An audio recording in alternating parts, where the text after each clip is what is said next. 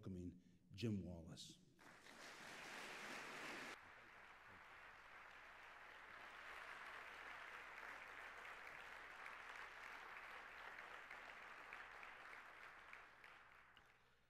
Well, thank you. It's great to be here at Lipscomb and for this conference, and thank you for those kind words. Other people have some different opinions about me. I was on a book tour recently in Portland, Oregon. We had the first stop on the book tour, and Powell's bookstore, a great independent bookstore, has this theater called the Baghdad Theater where they have their book events, and there was a marquee, and I looked up at the marquee, and it had the author's name at 7:30 and the movie coming in at 9:30. I looked up, and there it said, Jim Wallis, American Gangster. So there are other points of view. My wife thought that was pretty accurate, actually. The church has a serious image problem. A recent book by Barna pollster David Kinnaman and Gabe Lyons called Unchristian is out of some data about how millennials, the emerging generation, both inside and outside the church, how they view Christianity. Guess what? The results are in. They're not good. Words like hypocritical, too judgmental, too focused on the afterlife, too political, the partisan sense of the word. We're carrying a lot of baggage around. And something you might try, I've done often in different countries, different cities, form a focus group, or just walk up to a group of people on a corner or in a bar or someplace, whether they're believers or not, and just ask them what they think of Jesus. You get different words like compassionate, loving, caring, hung out with poor people, sinners, prostitutes. Oh yeah, they'll say, he was for peace. The problem is, people have gotten this idea, I'm not sure where they got it, but that Christians and the church ought to stand for the same things Jesus did. It's weird, I know. It's a weird idea, but it's really created some confusion. In Portland, the first radio show, when you do a book tour, you do endless radio shows, but the first one set the tone for me for this last few months. It was a young woman broadcaster. She said, almost pleadingly, she said, Jim, we need some good news. We need some good news. So tonight, I want to share some good news and some better news. Good news, it's seldom in an introduction you get such a great summary of everything you want to say. So you kind of said most of it already. But I do think that the dominance of what's been called the religious right is over. I think their monologue is finished, and a new dialogue is upon us. Richard Land lives in this town, a friend of mine. We worked together on Darfur, on immigration, on a number of things. Now is a better conversation, lots of voices, not just one voice. That's good news. Better news is that a whole lot of folks, particularly a new generation, are applying their faith, addressing their faith like a laser on the most challenging and difficult issues of our time. Faith is being applied and focused on the biggest questions. And that's very good news. So, we're going to have some time to talk together back and forth, but let me just start with, I think, the big idea, the central idea of what I want to say tonight, which has already been referred to, which is when politics is broken,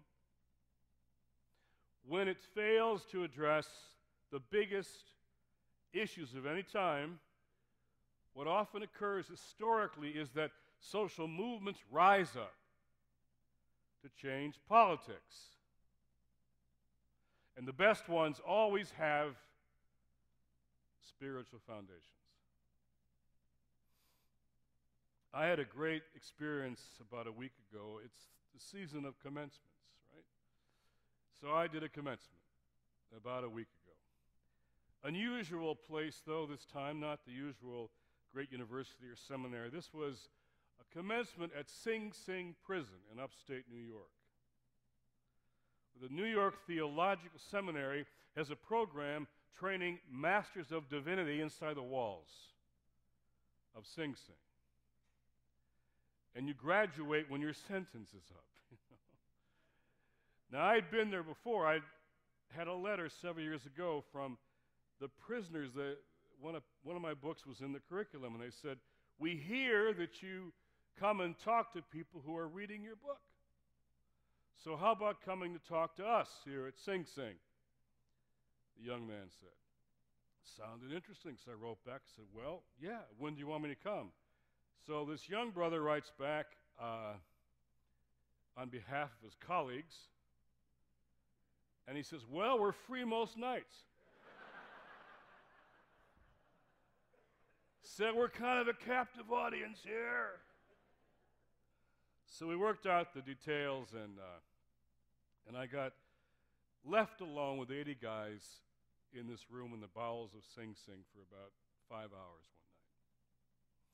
One of them said something to me that night I will never forget. He said, "You know, Jim, all of us here at Sing Sing, the whole prison, almost all of us are from 4 or 5 neighborhoods in New York City.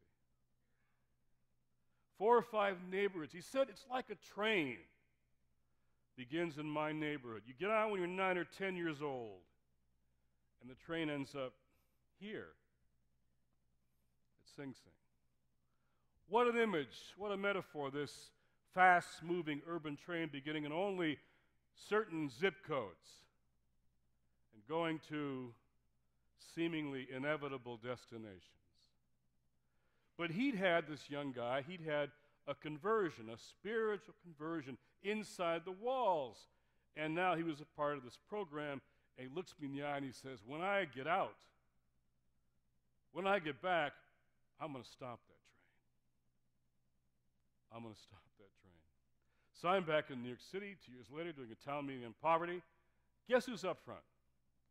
Back home now, trying to stop the train. I met him again last week. He came back as an alumnus in the program.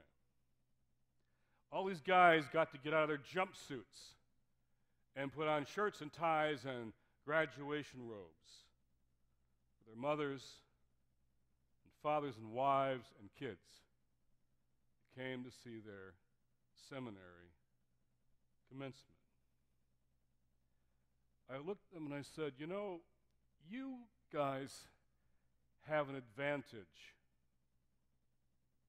over the rest of us. An advantage because you know how much faith costs. You know what the obstacles are that you have to overcome. To get where you are, you had to overcome a lot." And the student that got to give the class reflection, he said it well. We come from, he said, the school of hard knocks. We had to go through that one before coming to this one. I got his address right here. I brought it tonight.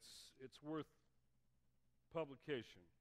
He said, "The school of hard knocks has a core curricula of street education, peer pressure, and ghetto economics." And then he said, "I've learned the greatest lesson of my life here, that no one is beyond redemption. That is what sustained me, that's what motivated me, and that is what brought me to where I am today. Redeemed." That's what he said. "Now it's left to us," he said, Now it remains for us to go out among them, roll up our sleeves, and make a difference. The reason I wanted to do this commencement because these guys understand the big thing, which I think a lot of us don't get, we Christians and theologians and pastors, that faith is for the big stuff.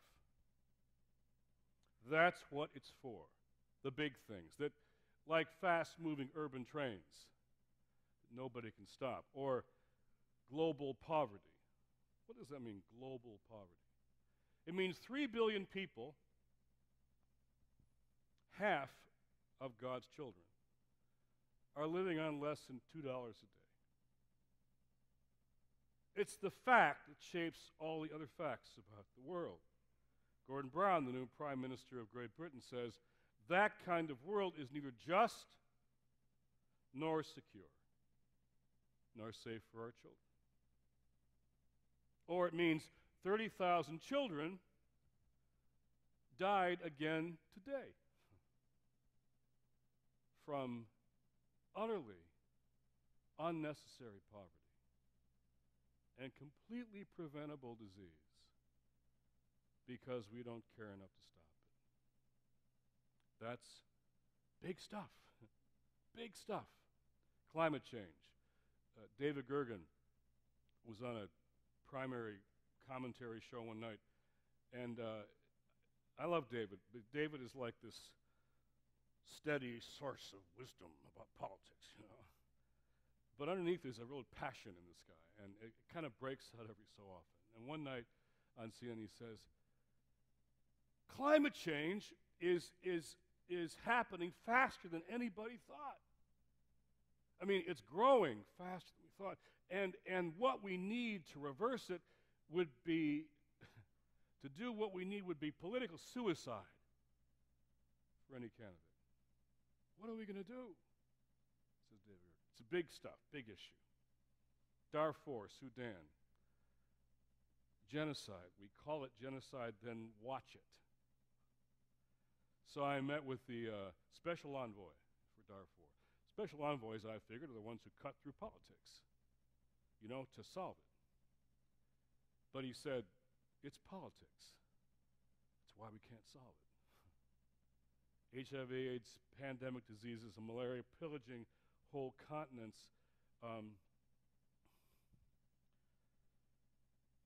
Wars that cost us $10 billion a month. Big stuff. They feel, when you hear me talk about them, they feel like mountains, don't they? They feel like mountains. And they are. They're big mountains. The Bible says you got faith the size of the grain of a mustard seed. What can you move? Mountains. That's the point. It's when things are bigger than us, when things are beyond our scope, when the odds are against us, that's when we need faith. These guys, they've learned that. They have an advantage. Now, I know you love Washington jokes, so I'll give you a couple good ones. One's a religious joke and one's a political one. These two senators are having lunch in the Senate dining room, one Republican, one Democrat. Republican says to Democrat, you Democrats don't understand religion at all. You haven't got a clue. You don't get it. You just don't get it. Democrat says, that's not true. We're very religious, we Democrats. Republican says, okay, I got $10. It says you can't say the Lord's Prayer right here and right now. Democrat says, yes, I can. And he focuses and gets himself together.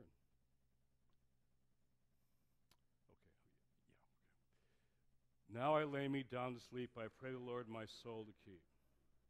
Republican pulls out $10 and says, darn, didn't think you could do it.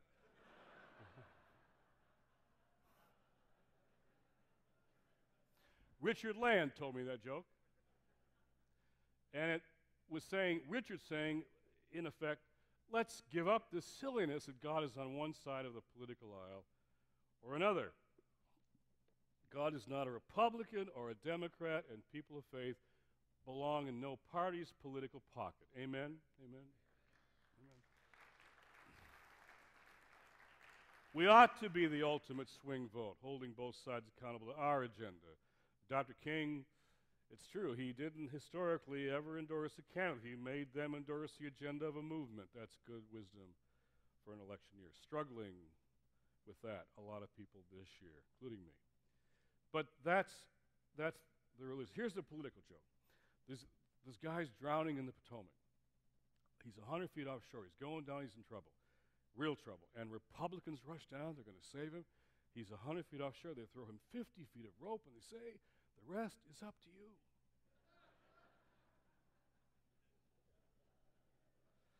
Democrats, of course, think they can do better. They rush down. He's now going down 100 feet offshore. He's in bad trouble, really going down. Democrats throw him 200 feet of rope and then let go of their end.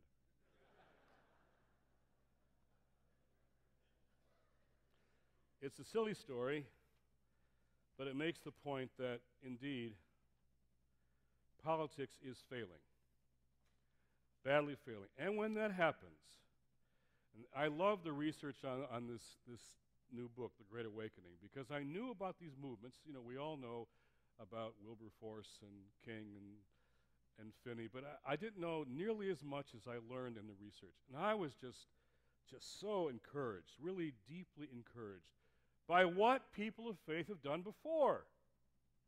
Revival breaks out. We call them Great Awakenings, when faith comes alive. And I learned the church historians say that spiritual activity or renewal or conversion, whatever you want to call it, doesn't get to be called revival until it's changed something in the society.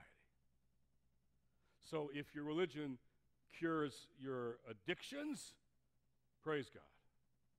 If it mends your relationships and puts your family back together, thanks be to Jesus. If it puts your life on a new path, this is all for cause for great celebration. But if it doesn't change anything in the society, the church historians don't call it revival. I didn't know that before. Let's not use the word revival too easily. Because when it breaks out, big things change, like the abolition of slavery, women's suffrage, child labor law reform, and of course civil rights, with the black churches as the animating core of the freedom movement. That's what happens when faith breaks out. It changes big things. So I learned more about Wilberforce. And did you see the movie Amazing Grace this past year? I took my 9-year-old to see that, hoping it wouldn't go over his head. You know, I said, no, there's not much action here. It isn't Star Wars or Narnia. And he quietly watches. And afterwards, I'm very nervous. If I've brought him in over his head, he says, Dad, I think that's the most important movie I've ever seen. And it was that kind of film. And it portrayed this young lawmaker named Wilberforce, got caught up in the Wesleyan revival, and Albert Finney did a great job of playing John Newton, you know, the slave trader who wrote the song Amazing Grace. And Wilberforce puts the bill forward 9 times to end the slave trade. 9 times. And then after that passed, they went after slavery itself. It took 30 years to win. And Wilberforce dies 3 days later because his work is done. Same century, different continent, Charles Finney, who's my favorite. The Billy Graham of his day, the evangelist and abolitionist, revivalist, reformer. He's the one who I'm told he didn't invent, but he pioneered the altar call that later Billy Graham made famous. He pioneered the altar call because he used it to sign up his converts for the anti-slavery campaign. He used the altar call to sign them up. He called them to Christ and then signed them up for the anti-slavery campaign on the spot. Amazing. That's how we got the altar call.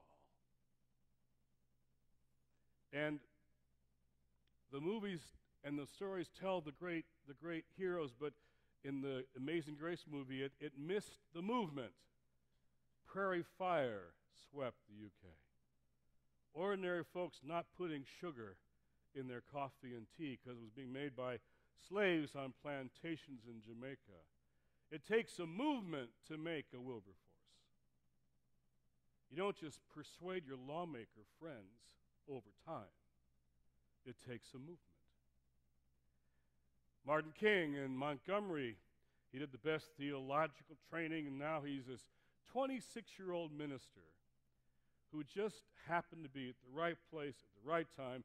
He was new in town, didn't have many enemies yet as a pastor, and they heard he was a good preacher, and so he became the head of the Montgomery Improvement Association. They drafted him to be the leader. And so he's at the kitchen table one night. The death threats come, and the famous story that Stuart Burns tells of and Taylor Branch of the kitchen table experience, when this theology that had shaped his mind, his intellectual ethos, wasn't enough anymore, and Daddy's faith in Atlanta wasn't enough. Mama's faith, it had to become real and personal for him.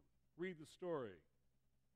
I wrote the whole thing down in my book. I was so enamored by the story.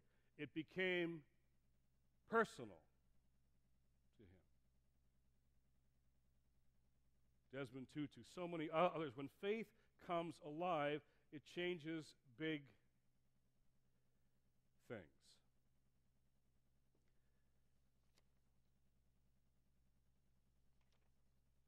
I got to go this year to the State of the Union. I'd never been before. I'd watched it on TV like the rest of you, but I got to go and sit in the balcony. And so, you know, I was peering over the balcony, and my wife, Joy Carroll, was one of the first women ordained in the Anglican Church, Church of England. She's a Brit, and now she's Episcopal here, and she's taught me a lot. You see, my tradition, I'm Plymouth Brethren, my background. That's like really low church. I mean, we don't process. We just walk in and sit down, you know. The Episcopals process, and Joyce taught me how to process.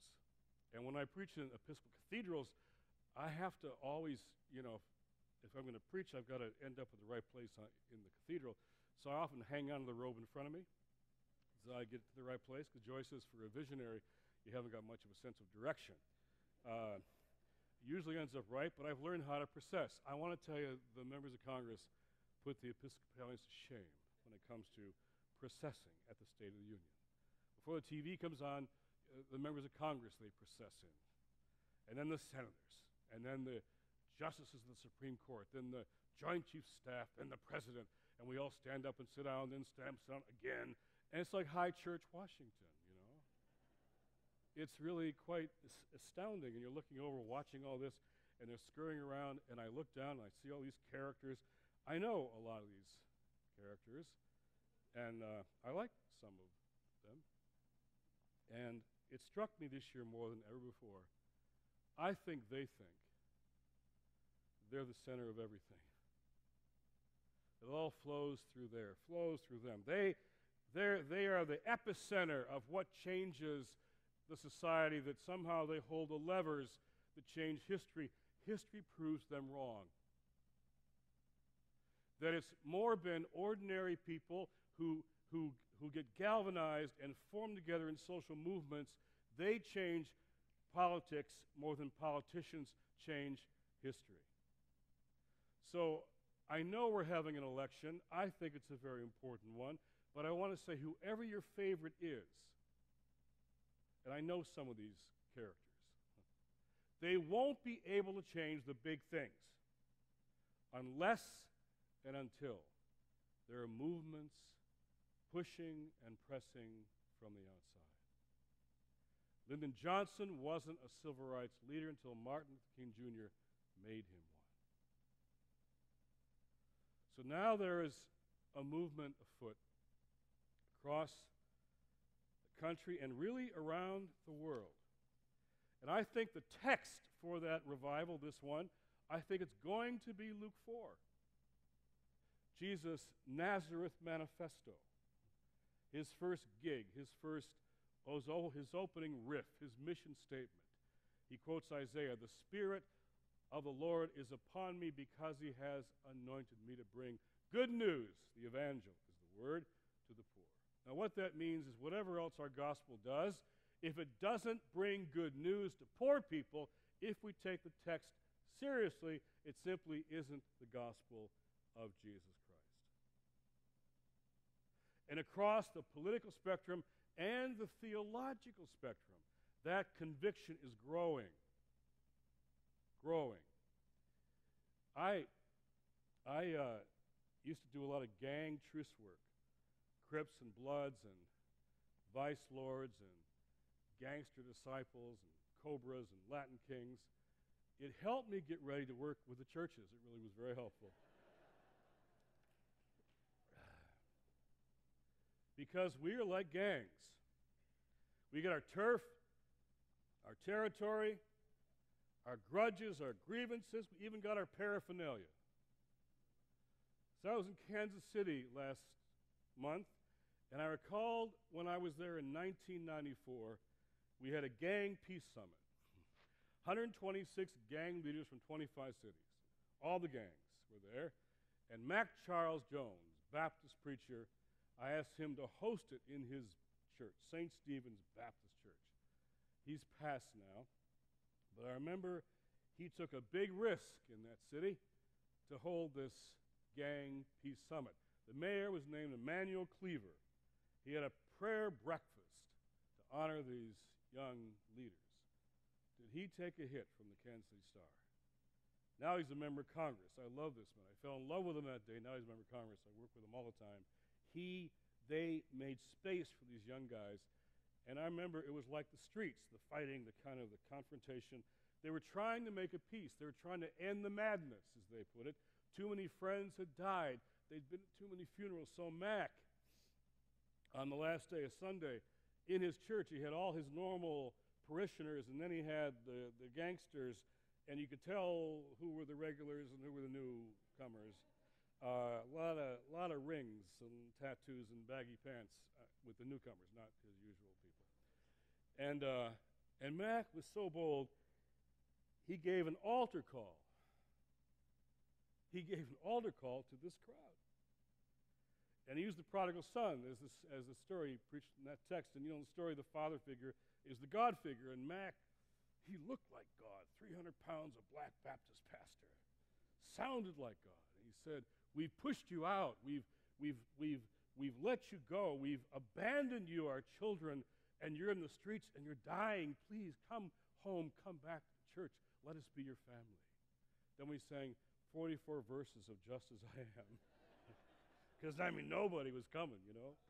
And finally, at the end, here's a young man walking down this way, a young man this way.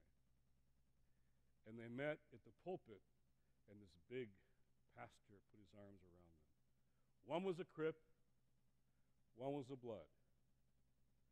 They'd been trying to kill each other for a year in Kansas City. And in the pulpit, they dropped their gang colors.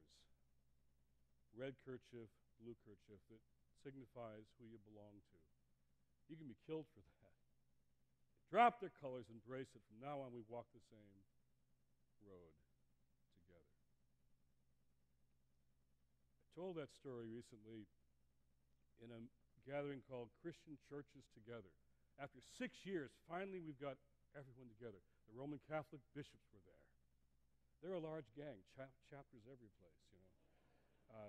The Episcopal Church, Lutherans, 15 evangelical Pentecostal denominations. The Orthodox, all 3 branches were there. Black churches were there. Mainline, evangelical, Catholic, Orthodox, peace churches. The National Association of Evangelicals. The National Council of Churches. This is like the Crips and the Bloods.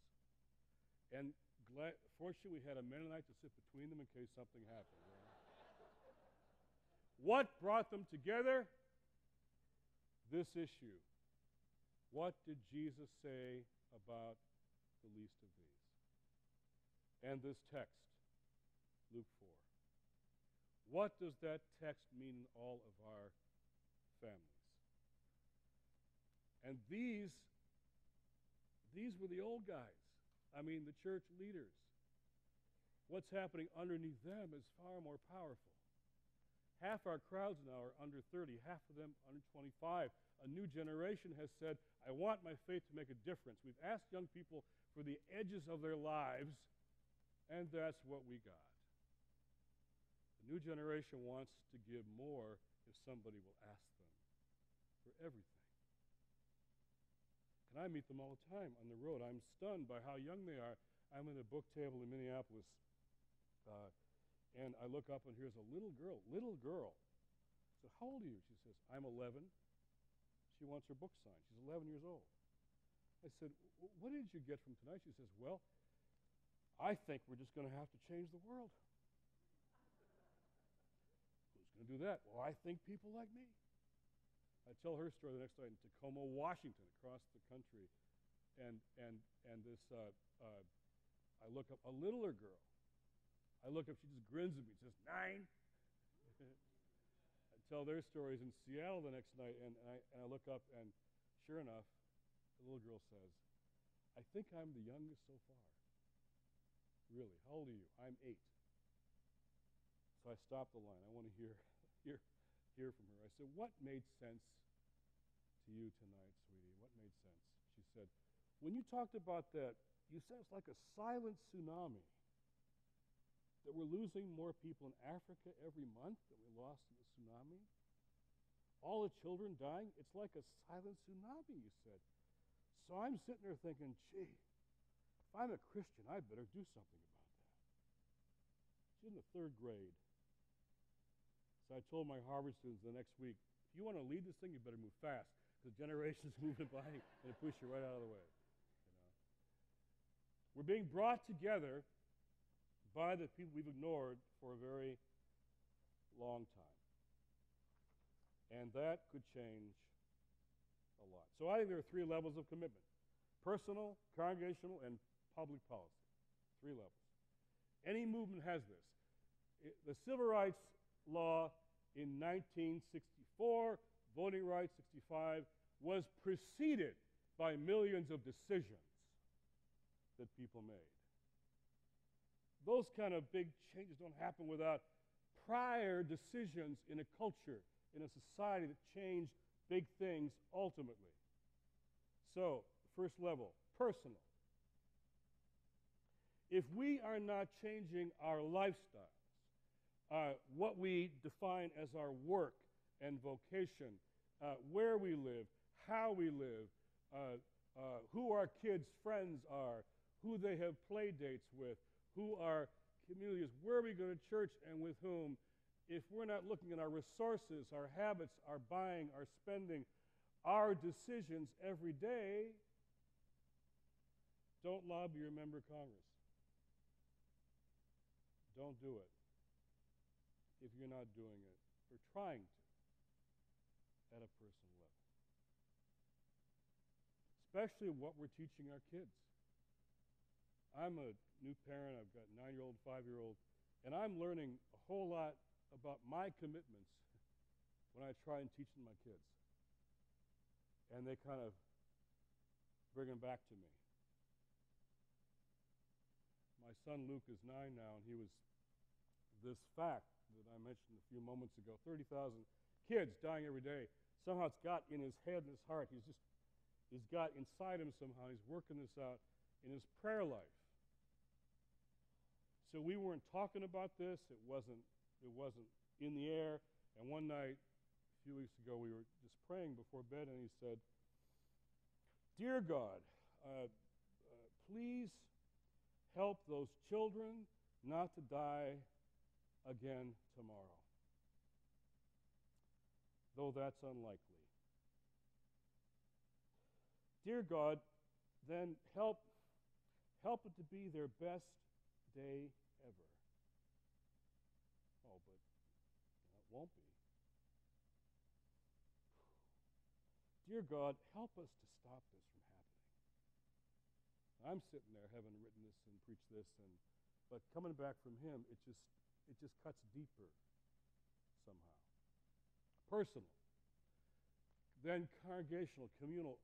So why don't our congregations, instead of just serving the poor, which is a good thing, why don't we create the poverty transforming initiatives At the neighborhood level, lead by example. We care about the environment. How about carbon-friendly, carbon-neutral churches? This is happening now all over the country. You lead by example. So we did a justice revival in Columbus, Ohio in April, and I went out 3 months before to talk to all the pastors. So I meet the 14 large church pastors. That's what they call themselves. We're the 14 large church pastors. And large means 6,000 to 8,000 members. Mega churches in Columbus. Half black, half white. They're telling me about the people coming and the people coming to Christ and lives changing. It was exciting. But I said, but I have, this is wonderful news, but I have a disconnect. What's that? Well, flourishing churches, failing city. Growing churches, dying neighborhoods. I told them the story about Jeff Brown, a friend of mine in Boston, Baptist pastor. One night, Saturday night, a young man, was shot to death on the steps of Jeff's church when nobody was there. And the church had to ask, are we responsible for what happens on our steps when nobody's there? Hard question. They decided they were responsible for the steps and the neighborhood and the city. It led to something called this and other things, the Boston 10-Point Coalition. In 3 years, there was a 70% drop in youth homicide in Boston, and the police chief gave credit to pastors. See, Jeff didn't know what to do. He said, we got to get out in the street. We got to do something. He didn't know what to do, so he's asking advice from wherever he can get it. And he meets one day a heroin dealer, a young drug dealer on the street, and he says, why are we losing in the streets? Tell me. Give me your advice. I'm desperate. The young drug dealer says, well, Rev, it's pretty simple, man. You see, Reverend, the critical time in a kid's life is like, in the day is like 4 p.m. to midnight. That's the critical period. And during that time in the streets, we're there, and you're not. Mama sends Johnny out for a loaf of bread, the corner store. We're there in the corner, and you're not. So you know what? We win, you lose. It's as simple as that. And Jeff and the others took back the streets. Lead by example, or else we're not leading. Finally, personal is not enough. Communal is not enough. Our churches and mosques and synagogues, all the feeding programs, soup, kitchens, food banks, everything that we do, massive. We hold whole cities together, but when they cut nutrition programs in Washington by 5%, wipes it all away. Wipes it all away. Never makes the papers. You can't keep pulling bodies out of the river, not send somebody upstream to see what or who is throwing them in. Catherine and William Booth, Salvation Army founders, they said, their way of saying it was, we can't pick up people at the bottom of the mountain and not climb the hill and see who's pushing them off the edge. Policies, attitudes, structures, systems are causing, entrenching, exacerbating global poverty. The West African cotton farmers will never earn their way out of poverty until we do away with these agricultural subsidies that are unfair by any standard, and Democrats and Republicans alike in Washington, D.C. won't touch for fear of powerful interests. There are 3 pharmaceutical lobbyists for every member of Congress. That's one industry. Who will create the kind of momentum and movement and deliverable constituency that will make key public policy changes possible? Personal, communal,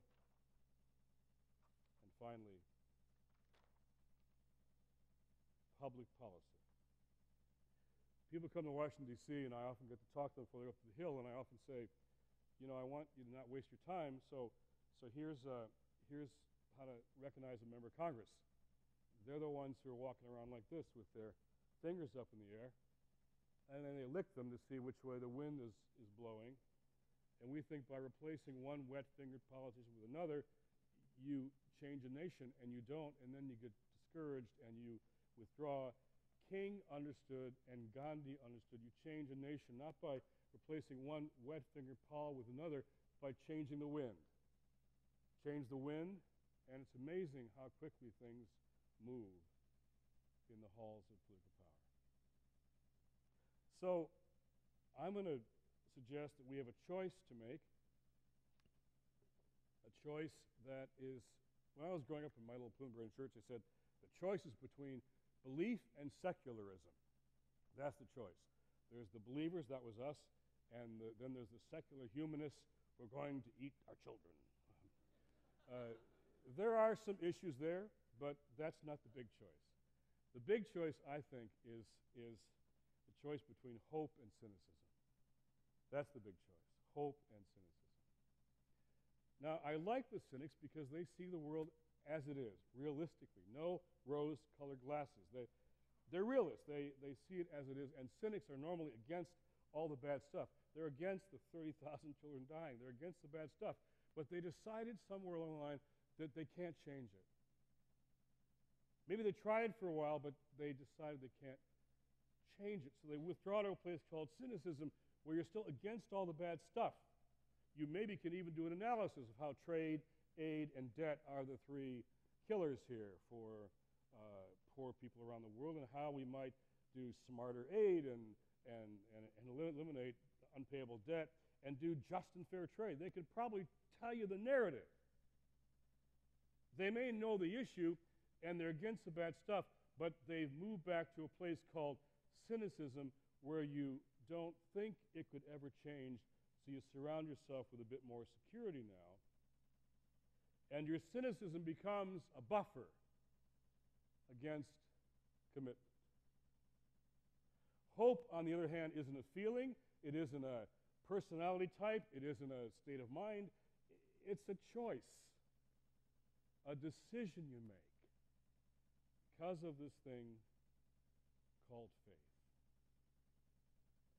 Sunday, I got to speak to the ACORN National Conference. It's low-income people organizing, not a faith-based group, but everybody there. It's from a church. And when I began to finish with this text, they were repeating the words back halfway through. From Hebrews, faith is the substance of things hoped for, the evidence of things not seen. They were repeating it back halfway through. And my best paraphrase is, hope means believing in spite of the evidence, and then watching the evidence change. The only way to reach Malcolm Gladwell's tipping point on global poverty or climate change or any of the big issues is with this resurgence that's before been called Great Awakenings, revival. Some of us have been at this for a while. I've not seen the kind of momentum and energy and possibility I feel every day, every week on the road in 3 decades as what's happening now. We're in that pre-movement place.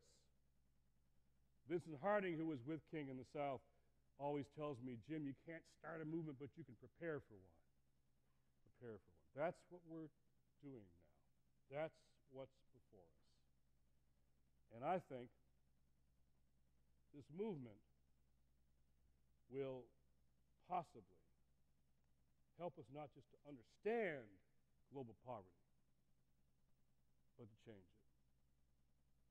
That same British Prime Minister who was Chancellor one day looked me straight in the eye and he said, for the first time we have the resources, knowledge, information, and technology to end extreme poverty. What we don't have is the moral and the political will.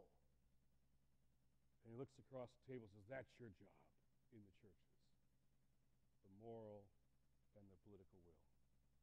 let me finish with the story. I was in Atlanta, where I love to go, because if you're a preacher, you know, this is a preacher's paradise, Atlanta, Georgia. They preach in the 7-Elevens, you know. And so I was back at Ebenezer Baptist Church. Joe Roberts was there just retiring. And he said, "Welcome back to the new Israel. You've been to the old Israel, the old building. This is the new." And he reminded me my first time there years ago, when King's birthday was finally recognized. They had a peace and justice service at Ebenezer, and they invited this young white preacher. And I was terrified and excited, but terrified because in that pulpit, King had preached here. His daddy had preached here. The movement had. I was terrified of how I'd feel in that pulpit. And sure enough, I just froze. I said, well, I was a bit tepid. I said, you know, Martin King Jr., he was for justice and peace, and probably maybe we should be too. It was really powerful, really powerful. And his voice boomed back at me from left side down low. It said, "Oh, help him, Lord, help him." He said, "Come on, young man, you're supposed to preach." So I began to preach a little bit. He said, "Hey, you're not there yet. You're not there yet." He mercied me, he welled me, he amened me, till I was prancing and sweating and preaching, and I preached my heart out. And I ran down there at the end, and Deacon Johnson, the amen corner of Ebenezer Baptist Church, stood up tall. I said, "You just pulled the sermon out of me." He put his hands on my shoulders and says, "That's okay, son. I've raised up many a preacher in my time." And it struck me how that pulpit at Ebenezer Baptist Church had pulled out the best stuff from us as the American people. Bad religion pulls out our worst stuff, our fear, our divisions, our anger, our hatred, even our violence. We've had too much bad religion. Good religion pulls out our best stuff, our compassion, our hunger for justice, our passion for peace. Good religion pulls out our best stuff. We've had too much bad religion. It's time for some good religion. And I think what we have to offer is the power and promise of hope, because hope means believing in spite of the evidence and then watching the evidence change. Thank you very much.